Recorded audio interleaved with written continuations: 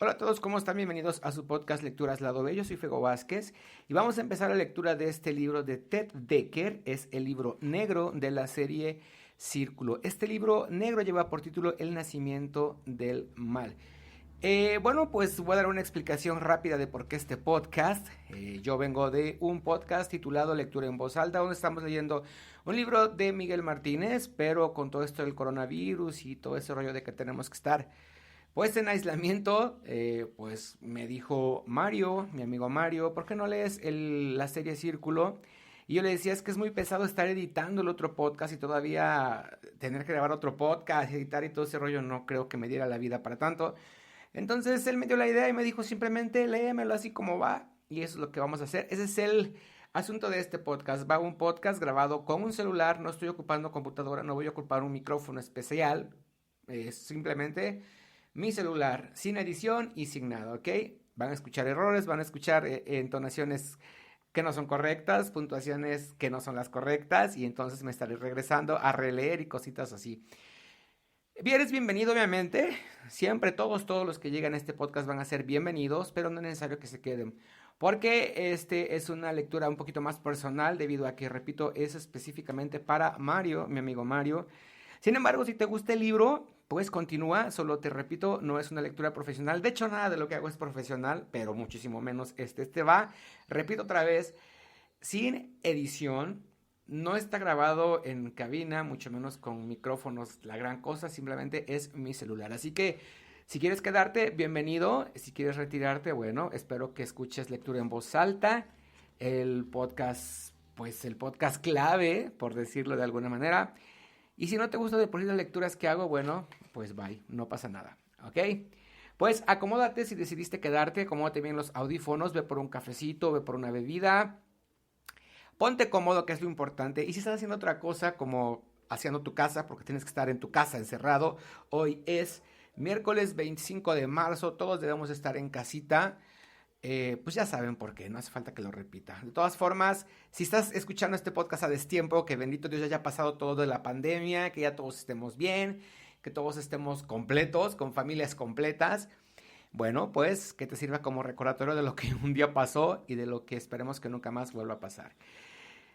En fin, ponte cómodo. Todo este verborrea que estuve haciendo es para que fueras a acomodarte bien, para que tomaras, para que fueras por una bebida, porque es padre estar escuchando mientras pues bebes algo, ¿no? Y si no, bien. Pues vamos a empezar la lectura.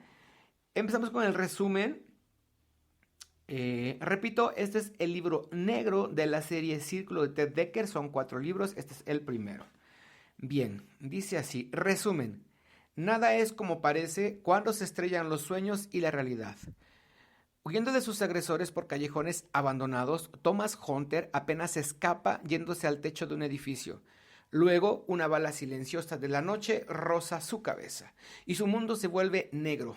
De la negrura surge la asombrosa realidad de otro mundo. Un mundo donde domina el mal.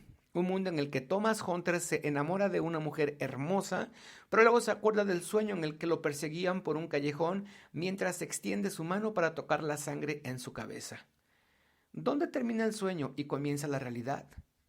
Cada vez que se queda dormido en un mundo se despierta en otro, pero en ambos le aguarda un desastre catastrófico, quizás incluso causado por él. Bueno, de ahí siguen las recomendaciones de varios lectores y cosas, escritores importantes y todo ese rollo que no vamos a leer porque pues ¿para qué? ¿No? Ya estamos leyendo el libro, ya lo demás que importa. Bien, página 5 dice Suiza. Carlos Misirian era su nombre, uno de sus muchos nombres, nacido en Chipre. El hombre sentado en el extremo opuesto de la larga mesa de comedor que cortaba lentamente un grueso bistec era Valborg Svensson, uno de sus muchos nombres, nacido en el infierno. Comían en silencio, casi perfecto, a 10 metros uno del otro en un oscuro salón labrado del profundo granito en los Alpes suizos. Negras lámparas metálicas a lo largo de las paredes difundían por todo el espacio una tenue luz ámbar. No había sirvientes, ningún otro mueble, ni música, solo Carlos Misirian y Valborg Svensson sentados a la exquisita mesa del comedor. Carlos cortó el grueso trozo de carne con un cuchillo muy afilado y observó cómo caía a un lado la rebanada, como al dividirse el mar Rojo. Volvió a cortar, consciente de que el único sonido en este salón era el de los dos cuchillos dentados, cortando carne en la porcelana, partiendo fibras. Extraños sonidos si se sabe escuchar con atención. Carlos se puso una rebanada en la boca y la masticó lentamente, firmemente. No levantó la mirada hacia Svensson, aunque era indudable que el hombre lo observaba. Le veía el rostro, la larga cicatriz que tenía en la mejilla derecha con aquellos ojos negrísimos. Carlos respiró profundamente, sacando tiempo para disfrutar el cobrizo sabor del filete. Muy pocos hombres habían puesto nervioso alguna vez a Carlos. Los israelíes se ocuparon de eso a principios de su vida. El odio, no el temor, lo dominaba, un modo de ser que encontró útil como asesino. Pero Svensson podía, con una mirada, poner nerviosa a una roca. Decir que esta bestia infundía temor en Carlos sería exagerado, pero sin duda lo mantenía alerta. No porque Svensson representara alguna amenaza física para él. Ningún hombre lo representaba de veras. Es más, Carlos podría en este mismo instante enviar como un rayo el cuchillo que tenía en las manos directo a los ojos del individuo con un veloz giro de muñeca. ¿Qué entonces provocaba su cautela? Carlos no estaba seguro.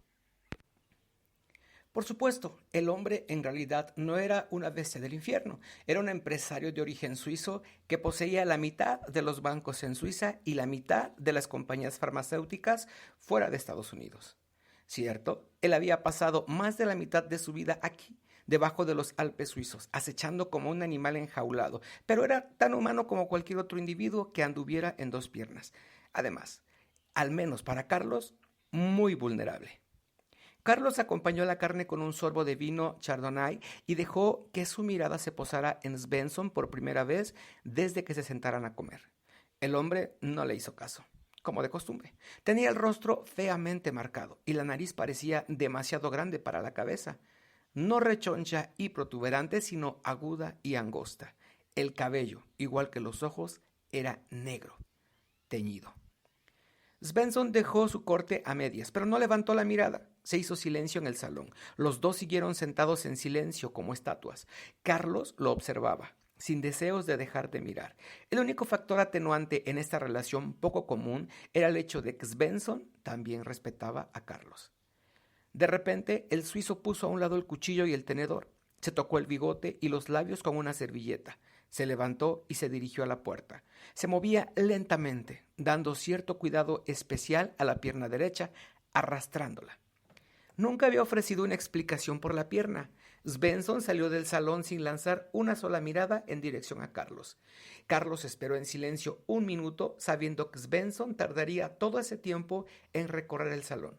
Finalmente se puso de pie y lo siguió, entrando a un largo vestíbulo que llevaba a la biblioteca, a donde supuso se había retirado Svensson. Conoció al suizo 3 años antes mientras trabajaba con facciones rusas decididas a emparejar los poderes militares del mundo con ayuda de la amenaza de armas biológicas. Se trataba de una doctrina antigua.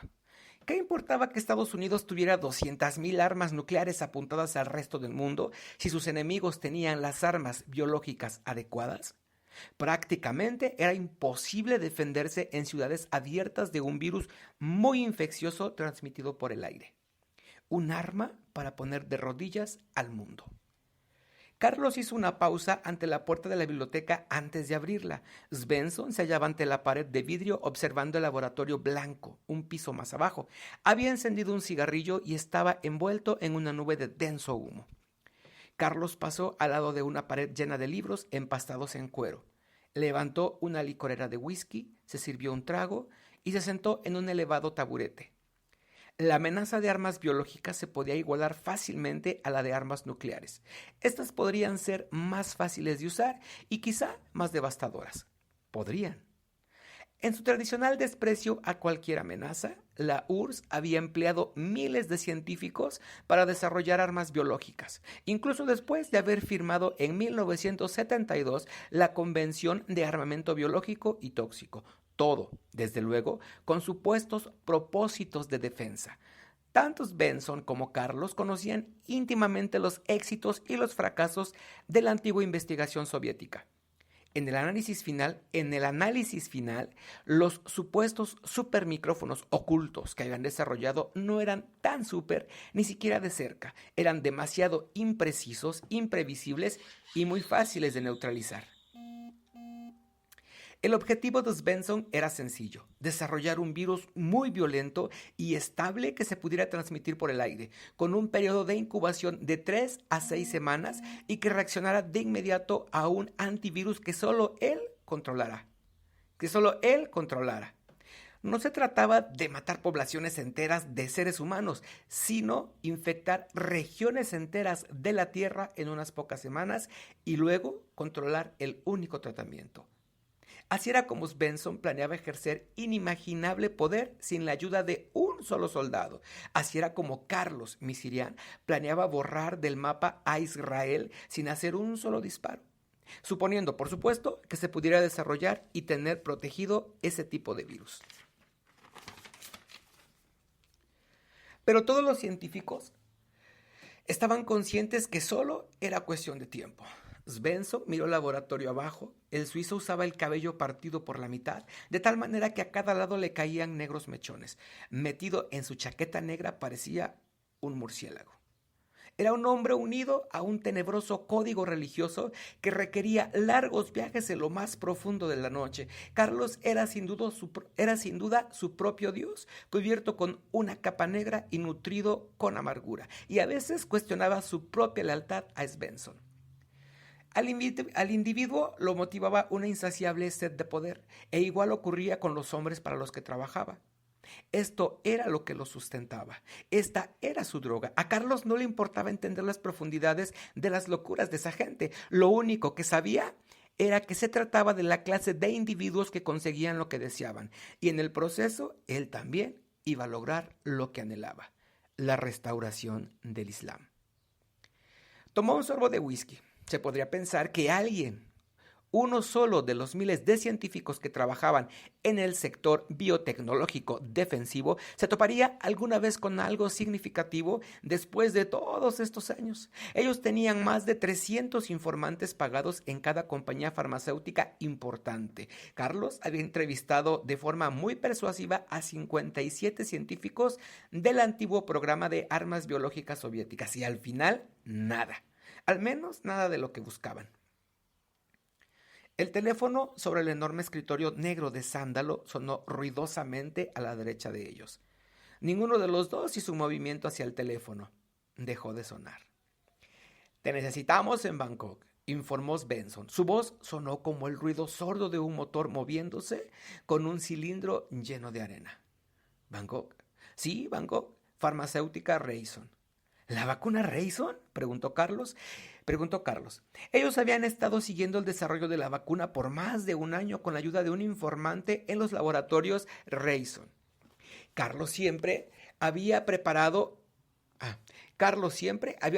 que sería irónico que la compañía francesa Rayson, que se pronunciaba Rayson y significaba razón, un día estuviera produciendo un virus que pondría de rodillas al mundo. «Yo no estaba consciente de que esa vacuna nos prometiera algo», comentó. Svensson cojeó lentamente, muy lentamente, hacia su escritorio. Agarró un papel blanco y lo recorrió con la vista. «Recuerdo un informe de hace 3 meses acerca de mutaciones de la vacuna imposibles de conservar. Nuestro contacto afirmó que las mutaciones no se mantenían y que morían en minutos». Naturalmente, Carlos no era científico, pero sabía más que el promedio de personas respecto de armas biológicas. Esas fueron las conclusiones de Monique de Rayson. Ahora tenemos otro informe. Nuestro hombre en los Centros para el Control de Enfermedades, CDC, recibió hoy un visitante nervioso que afirmó que las mutaciones de la vacuna Rayson se mantenían bajo un calor específico prolongado. El visitante aseguró que el resultado sería un virus letal transmitido vía aérea con una incubación de 3 semanas, virus que podría infectar a toda la población del mundo en menos de 3 semanas. ¿Y cómo fue que este visitante encontró esa información? Un sueño, contestó Svensson después de titubear. Un sueño muy extraño, un sueño pero muy convincente de otro mundo poblado por seres que creen que los sueños de él en este mundo son solo sueños y por murciélagos que hablan. Ahora fue Carlos quien titubeó. Murciélagos. Tenemos nuestros motivos para prestar atención. Quiero que vueles a Bangkok y entrevistes a Monique de Rayson. Si la situación se justifica, voy a querer la mismísima vacuna Rayson por cualquier medio.